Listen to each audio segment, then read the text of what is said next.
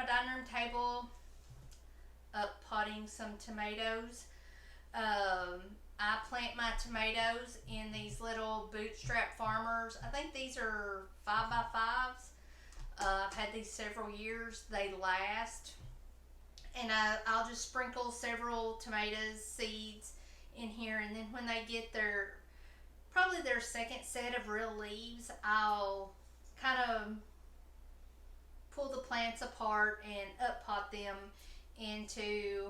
I'm using these little solo cups just because we had them left over, um, and they work great. I say my husband drills a hole in the bottom for drainage, and for some bottom watering.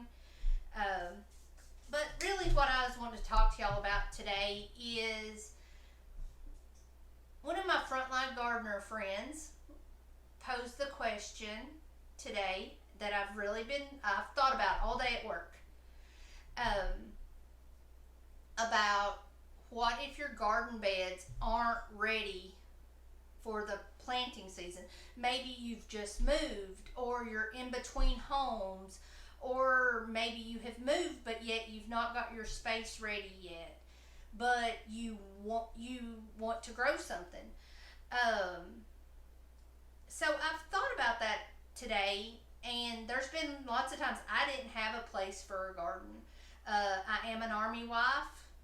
We lived in different places, and when you live in a place that is very, very uniform and you have a small patio, what can you do when you have not just a want, a need to get your hands in the soil and get them dirty and to grow something just to grow? I love growing vegetables. I love growing flowers. I I think both are equally beautiful. I am attracted to the kitchen garden style of gardening where my flowers and my vegetables are intermingled. I think it's very attractive. I think that it's very ununiform. I'm sure y'all have heard me say I'm a very willy nilly planter, and that is 100% true. Um, but today, as I was thinking about what would I do if I didn't have a space for my garden, and what did I do when I didn't have a garden? Um, I have There's several different options. Flower pots. You can grow your salad greens in a flower pot. One thing that I still use all the time are fabric flower pots. I've seen them in several different garden centers. Um, I'll link where I've seen them down below. You can also get them from Amazon, but let's try to support local if we can. Um, my fabric flower pots. I also, a couple of years ago, invested in a green stalk. A green stalk is I think mine is a five tier tower. It takes up about a 2x2 space. Uh, if you're talking about footage wise, but it gives you several feet of growing. Um, Salad greens do wonderful in my green stalk, and I've seen people plant herb gardens in green stalks. I have seen people plant strawberries do really good in a green stalk. I am going to let my daughter have my green stalk this year. I'll probably get me another one, but as of right now, I'm planning on letting Samantha have my green stalk because she is in an urban area, and she has her house is in the woods. Um, so she doesn't have a whole lot of places that she has good sunlight. So we were thinking that a green stalk would be very beneficial for her to be able to grow just on her back patio. So that's something that you can do when you don't have a garden place prepared. Another thing that you can do if you don't have a garden place prepared, but maybe you have a landscape. So one thing, like I've said, that I think is very beautiful is to have flowers and vegetables mixed. Tuck a squash plant in the corner of a flower bed. Do a border of greens, of your salad greens or spinach, or do two borders. Layer it up, um, and that type of plants will be really pulled out before your summer flowers are going to come through. Um, that's an option for you if you do not have your garden prepared. Or if you are in a space that you can't have a garden, but you can have flower pots. Um, you can grow tomatoes in 5 gallon buckets. I grew lots of tomatoes in 5 gallon buckets. One of the You can do patio tomatoes, but I think that any determinate tomato would do perfect in a flower pot. I grew all of my peppers last year in my fabric flower pots. Um, I have my peppermint plant has been in the same flower pot for about 7 or 8 years. I just give it a good haircut every fall. The other day I was down in the garden and I noticed that it was starting to green up.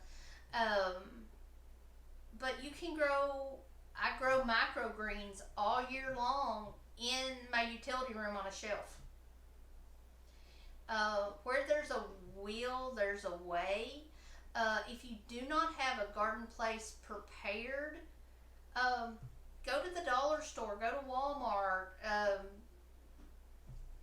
A neighbor kid that had a plastic kiddie pool that they're not using anymore.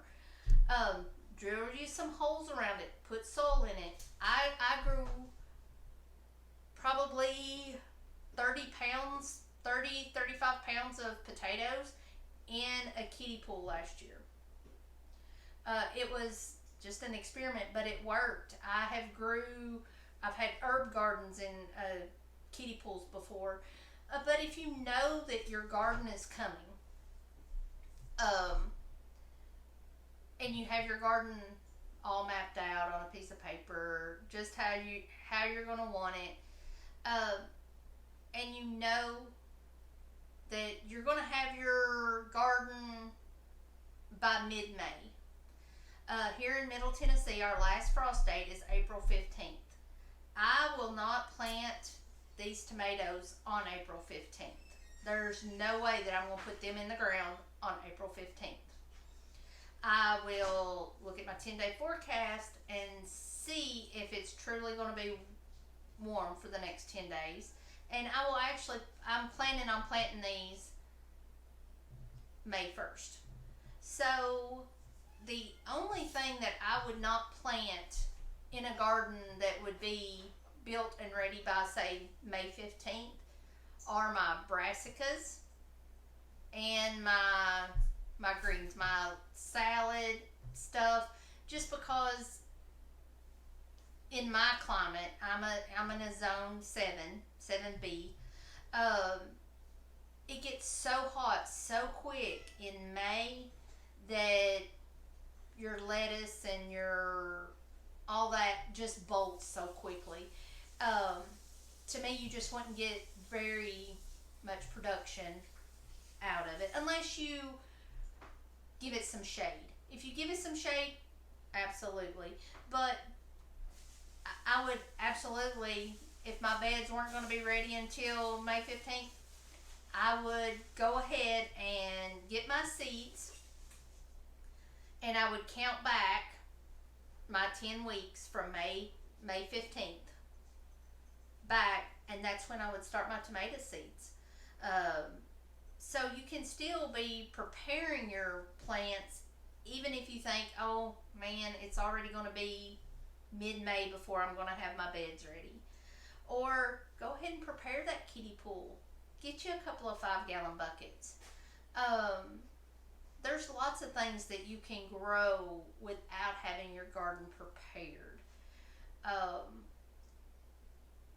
there's just, when you have a need to grow and a need to get your hands in the soil, uh, getting my hands in the soil is very therapeutic for me.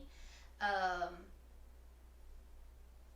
I meditate when I'm in my garden working, so if if I was in between garden spaces, I would have that desire and need to grow. Um, so it's been on my mind all day today.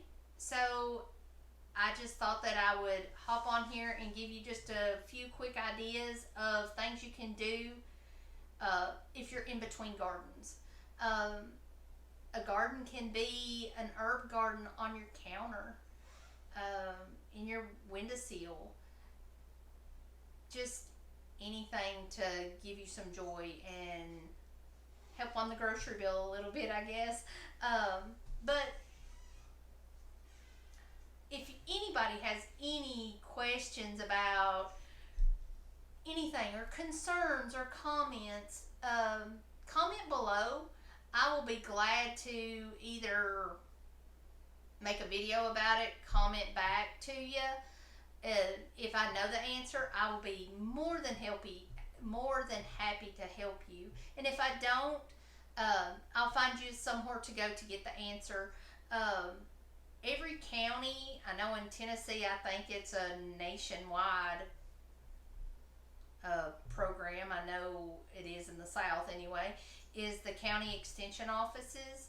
They are a great resource for your local information about gardening, farming, any kind of question that you have about weed control, different things like that. That's a great resource, and they're there to help, and they want to help you.